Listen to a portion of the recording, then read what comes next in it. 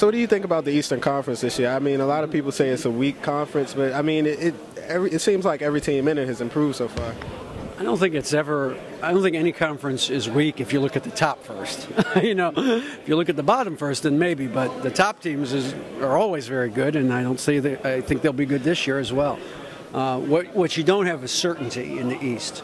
You don't know how soon Cleveland will come together. You think they will at some point. You don't know what Derrick Rose is going to be like playing every night again, although you think ultimately he's going to be pretty good. And then there's teams like Washington and Toronto, I think, that are going to be good, but they have different pieces now than they had last year that they have to kind of work in. So what you don't have is that kind of clear-cut number one like you had with the Heat the last few years. But when it's all said and done, I think there's going to be 4 or 5 really good teams in the East that have a chance to get out, and Washington's one of them. What do you think about Cleveland? Because, I mean, we kind of just talked about them a little bit, but how long do you think it'll take them to gel, if it takes any time at all? I don't know. See, that's the thing. We don't know, because you've got basically an entirely new team, now with LeBron and Love and Irving playing together, who have never played together in the NBA.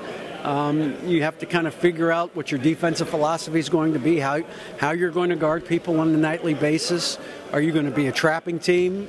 Are you going to be a team that plays a lot of zone? I mean, these are things that it's going to take, 6 weeks of playing every night or every other night to kind of see your team, to know. You've got a new coach who's never coached in the NBA before. So it's not going to be they come together and they win 19 of their first 20. I think there's going to be some fits and starts and some losing that people may not expect.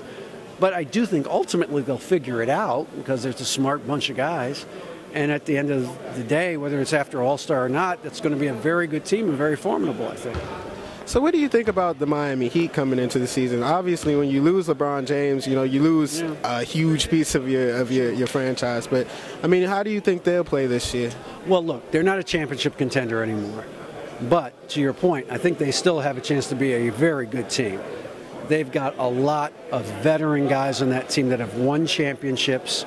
Regardless of what Dwayne Wade's physical status is at this point of his career, it's a guy that's got some rings, multiple rings. Chris Bosh has rings. Now, you're right. You don't lose the best player in the league and not have it affect you in a very meaningful way, obviously. But they're going to be well coached. They've added some pieces that I think are going to be good. Luol Deng is a very good player still. I think Josh McRoberts is a pretty good player. We'll see what Granger's got left. I don't know what physically he has left, but he was very good for a long time in Indy. So they're not going to be a lottery team. I think they may be a team that gets off to a better start maybe than people think. The question is, can they sustain it over 82 games? Thank you, Mr. Aldridge. Really appreciate it. Thank you.